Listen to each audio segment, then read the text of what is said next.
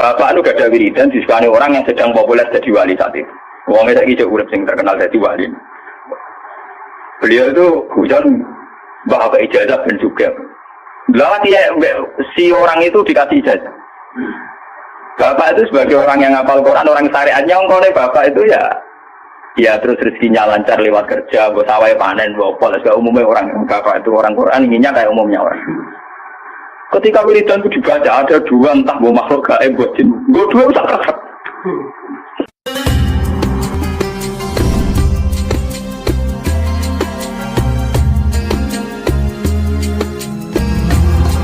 Dalam surat Al-Anbiya itu semua ceritanya Nabi dipaparkan, masuk cerita Nabi Musa, Nabi Harun, Nabi Ayub, semua Nabi. Dan semua Nabi ini punya dikomplain oleh Tuhan.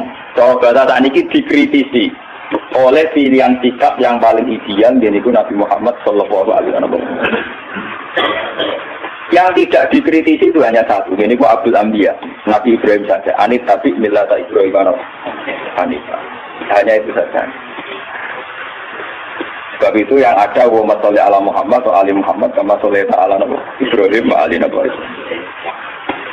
Mau tentang surat Anbiya dijelaskan betapa miskinnya Nabi Ayub. Mewarat kudikan mampu nganti dibuat ning gone pekarangan ya di luar kampung. Ngono ditinggal bojone sekuwere semua macam sekere. Tapi ketika dekne bojone usul, ya Ayub kok donga pangeran kersane jenengan sembuh. Jawabe Nabi Ayub, aku lara pirang tahun, 18 tahun. Sehat piro? 80 tahun. Aku izin ke pangeran. Lara aku wis aku diake apa? Jadi dungane ngenteni nek 80 apa?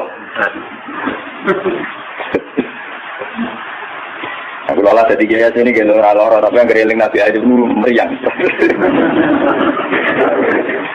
Kalau itu rapi itu. Wong lara lagi seminggu gegere ra karuan, padahal sehate puluhan tahun pelepak. Jadi Nabi Ayub teramuk.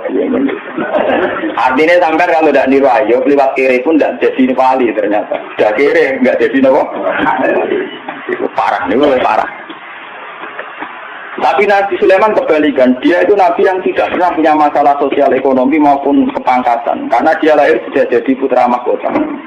Kalau Nabi Dawud itu jadi raja karena berhasil mateni sinten Jarud.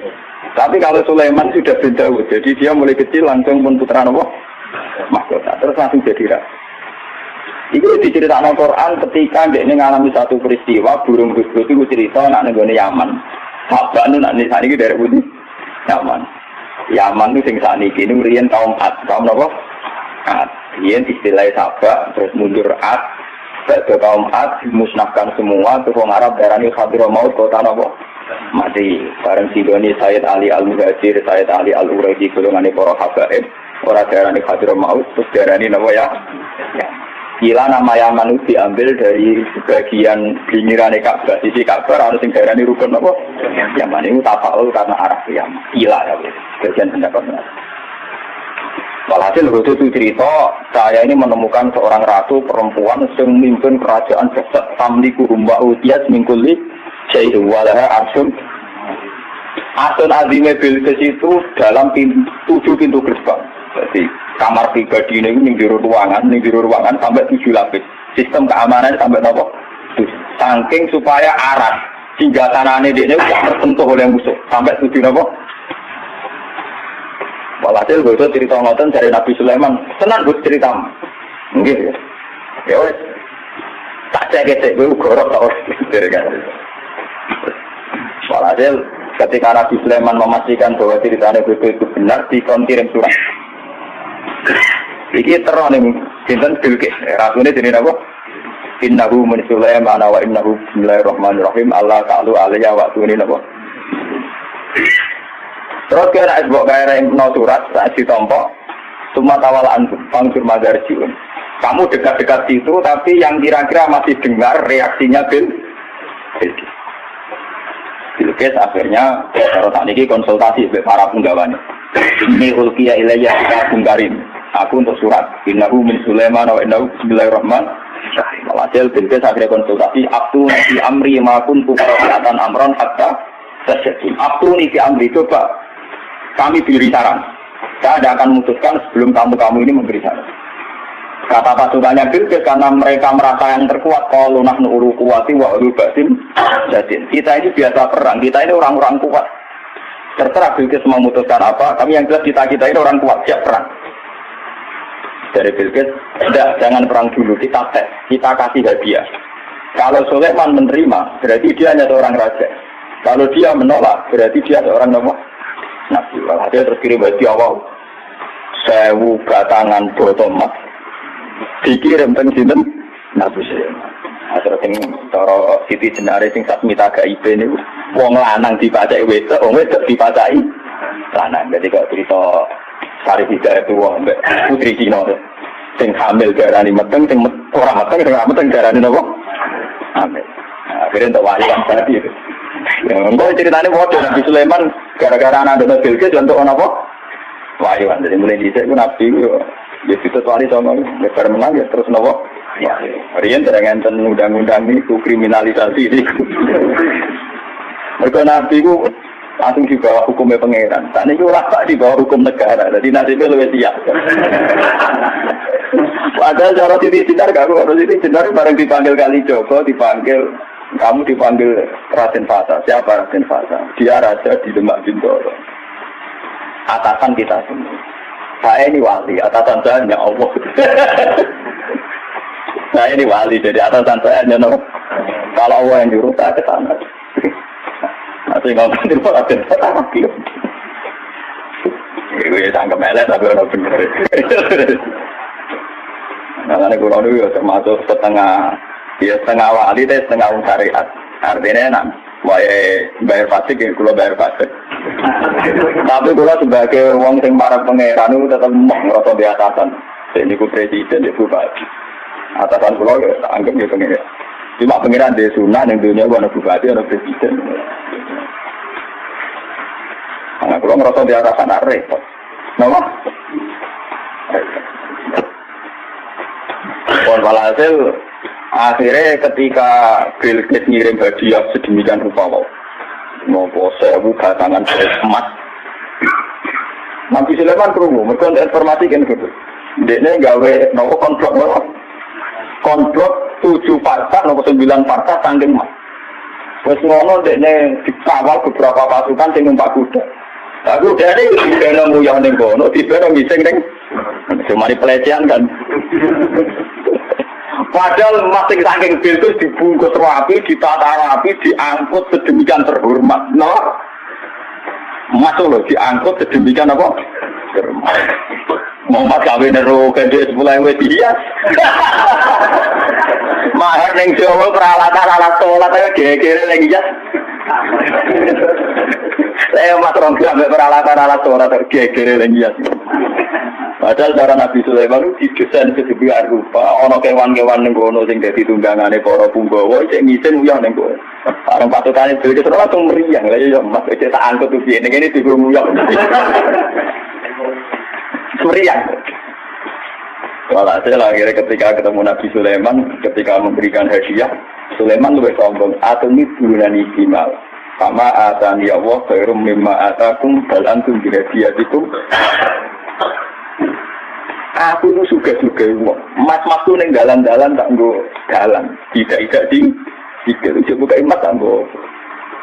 Mungkin gue mas tuh cek temen, kalau antum hati-hati itu kenapa? Dan gue yang musim pulau tiru. Abu Yazid Al-Bistami ulama-ulama dulu itu begitu.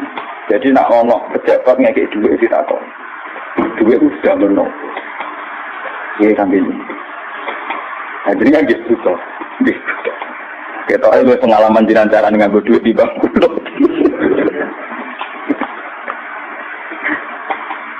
Mereka alasannya, jiran ngekek duit gue ben sebundi jadi ben tambah ke atas. Jiran tak mau tertarik duit jiran tambah ke atas baru tak kayak aku. Kesuwen nak di tombol pulau terus lo dengan tambah kata kesuwen di duit ini jiran setau malah tertarik tambah kata. Wong jenengan sudah kok pulau tujuan ben tambah kata. Lah jenengan, pulau boten usaha pulau boten nate kok pengen tambah kata. Tapi ya ora hikmah dadi akhire wong nek gak betul kok ning Abu Yazid, Abdul Qadir ora wani murid ben tambah kata. Duwe pas tenan. Juga tambah kata dibalik no. Kan kasusnya dengan butuh untuk pengen tambah nama.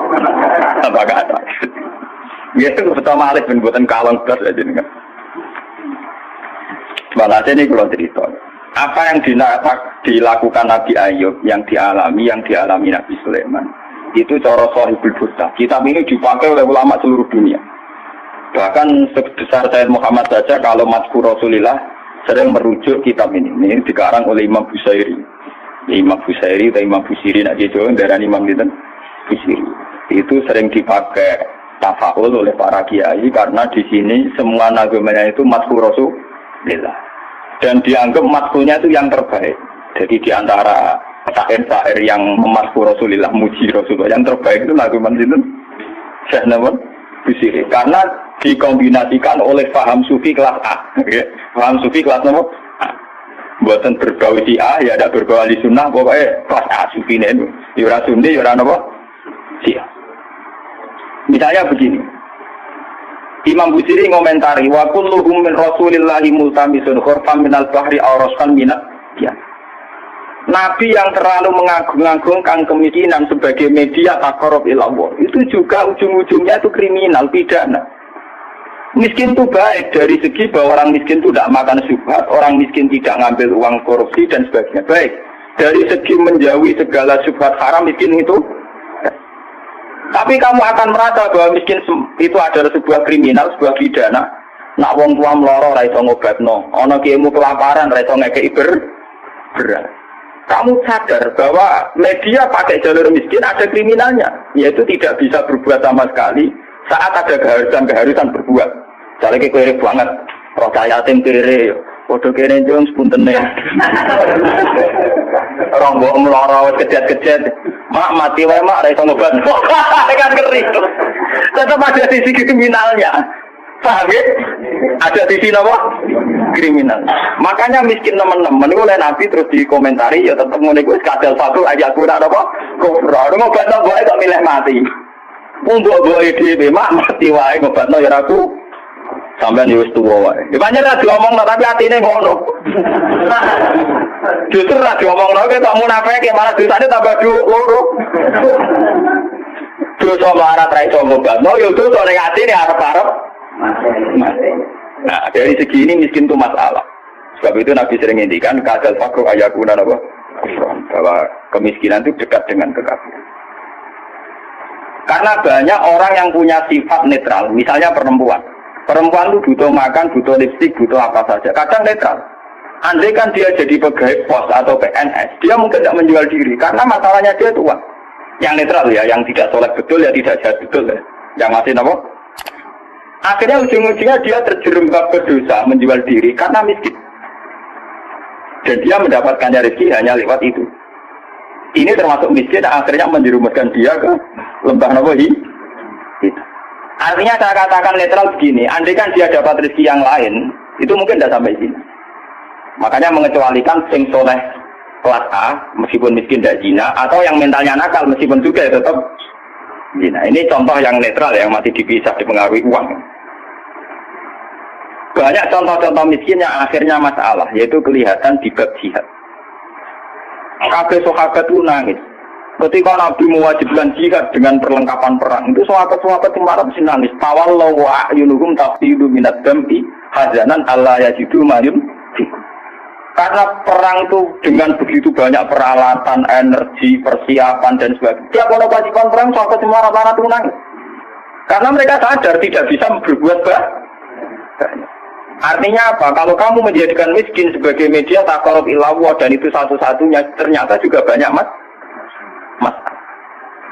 Sehingga nggak bisa gitu. Malah kalaupun ini benar, ya kata yang ngarang Burda itu tetap hikmah. Miskin itu tetap baik dari segi tidak makan barang haram, dari segi babil kafi dia baik, tidak makan barang haram. Tapi ada masalah. Nah, ini oleh Burda disebut nuqtatul ilmi. Apa yang dialami Nabi Ayub hanya sekelumit ilmu, sekelumit hikmah. Begitu juga yang dialami Nabi Sulaiman. Untuk senang Allah saja kok nunggu kaya raya gitu. Mayoritas orang kan tidak kaya. Kalau untuk senang Allah harus kaya dulu, orang nggak bisa senang Allah semua. Karena untuk senang Allah harus kaya. Saya tuh punya banyak tetangga di Sarang, di Rembang, di mana-mana kalau survei. Sebagian masyarakat kiai itu bertahajud, esok mulang Quran, bariku duha, berduha di madrasah bariku. Sebagian masyarakat yang tidak dolim amat ya, mereka orang baik juga ya. Kecuali orang nakal macam tak senang kiai. Nah, kiai kami ibadah pilih Gus. Dia orang mikir belanja. Orang mikir nama belanja. Dia tidak mikir uang harian. Artinya ternyata kiai yang makan juga tidak jadi percontohan yang baik. Karena kemudian masyarakat yang soleh yang tidak makan menganggap kiai sergap ibadah itu dipenuhi ibadah karena dia berkecukupan. Umpama daerah kecukupan Gus, macul sik lagi kelar sholat. Ya bercocok tanam dulu baru kelar ngajar kelar sholat. Intinya, andaikan kiai itu makan semua, tentu orang akan bilang bahwa mereka tenang ibadah, tenang ngajar karena berkecukupan. Itu juga tidak contoh yang baik, paham ya? Paham ya? Itu juga tidak contoh yang Rasulullah itu tidak begitu semua. Faqat nabiyina fi khalqin wa khuluqi walam yudanuhu fi ilmi walaka. Walam yudanuhu fi ilmi. Kalau Nabi itu bisa dua-duanya. Beliau ketika perang Khandaq, perang Dzatil Usra itu ada cerita paradok dan itu Nabi benar-benar bahrul ilmi, lautan apa? Kita tahu dalam perang itu Sayyidina Utsman itu nyumbang 50 kuda, sekian ratus onta, sekian ratus al-arba'atu alafi dinarin. Kalau tadi hampir 4 miliar. Sumbangan di situ tapi sinten Sayyidina Utsman, Tolha, Zubair. Itu rata-rata sumbangannya di atas 200 juta. Sahabat yang miskin-miskin itu sampai kurma satu saja diisep orang, saking miskin. Ada yang bawa kurma satu ikat. Dan dalam perang itu diceritakan Nabi itu saking laparnya itu perutnya diganjil oleh wadah. Belum bahwa Nabi itu nakalan, lapo nggak diwadu nyembelih untuk itu ibar. Kenapa Nabi tidak jalan tinta, memotong salah satu kuda atau unta, kemudian menyelesaikan masalah kelapa?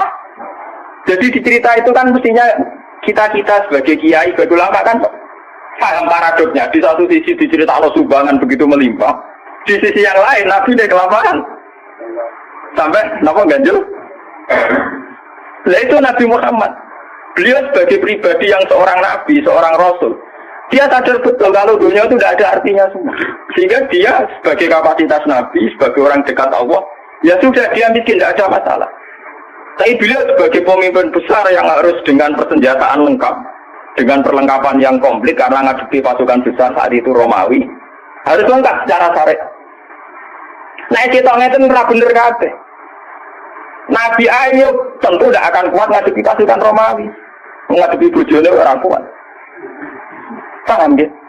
Nabi Sulaiman juga tidak koordinator yang baik karena kemudian nanti yang dianggap hebat Nabi Sulaiman saja.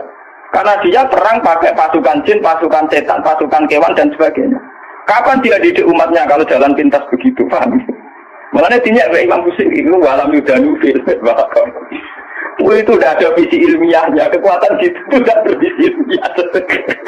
Jadi kita bilang kekuatan itu udah nggak visi apa? Jadi gampangannya kayak pulau ada kiai melarat terus mergawe kelar mangan kan macam mono visi ilmiah kiai dia teladan, nak kelar mangan bergomer. Empama pulau tukang sulap, dan salah bim tuh suka, lalu kan berdiri piye. Lah Sulaiman itu jalan pintas kone mergo dekne mamimpin pasukan jin, pasukan kurang mutiara wa minas sayatini mayaghusuna lahu wa ya'maluna amalan suwetan dikongkon golek mutiara kurang bangunan jin kon kerja rokan lembur. Wah pokoke setan windine Sulaiman jalan pintas kabeh. Paham? Jadi guru-gurunya dari Konfusius. Malah netinya, apa yang bilang umpama sisi kebaikannya Sulaiman itu hanya satu, bahwa semua kebesaran itu ternyata tidak dipakai selingkuh, tidak dipakai zalim itu saja. Tapi itu bagaimanapun hanya nuktatul ilmi seperti ilmu, tapi tanpa visi. Bandingkan dengan Nabi Muhammad, sing sugeng itu ana sugi, rupa-rupane iso bina Sayyidina Utsman nyumbang kekayaannya untuk perang. Sing kiri koyo rugen yo ora tomak terus njaluk sapi di sebelah cita. Tetep dekne jihad senajan to nggawa sak gegaman kur. Sehingga uang yang melimpah dari para donatur kaya tidak nggo makani rugen. Mergo rugen yo bekal dhewe. Artinya apa? Sing kiri yo jihad. Sing sugih yo napa? Nabine ora kedungsangan enak-enakan nyembelih sapi. Kiri bareng-bareng toleransi mbek rugen. Lah itu jenenge Lahrul ilmi, Nabi memang orang yang luar. Pulau nu rakelah tak tiru kan. Pulau nu punya melarat secara pribadi. Kalau sebagai ulama, sebagai wali, sebagai orang dekat Allah itu ya biasa nganggap dunia kurang artinya kan. Ojo wali cara versi ini sampean, wali cara versi sampean kudu keramat kudu hibur. Wali cara Quran itu gampang. Allah seneng wong mukmin, Allah waliul ladzina apa?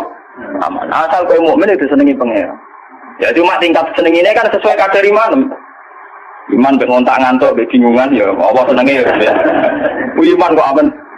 Jadi gampangane lho pangeran wis sampean jagal ini mulai kenal aku, mulai roh dulu kok amen cerita kepentingane kowe iku kapan roh kepentinganku dari. Sampeyan ndonga ora nglapor kepentingan. Kowe tahu ndonga ngene ya Allah, saya ingin melihat Indonesia yang sergap salat, sergap jamaah kan tak kepengin yo ra utang sugih. Mau mbok lapor kepentingan pribadi. Allah sebagai zat yang mimpin alam global, kowe ku nyamuk. Pribadi ora penting. Oke. Malah apa? Wah. Kalau balik iman ini.